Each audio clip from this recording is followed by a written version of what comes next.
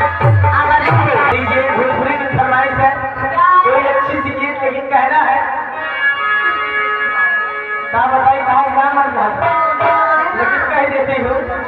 Hello hello गीत में आगे अमित भाई और पप्पू दोनों भाई प्रदेश में रहते हैं।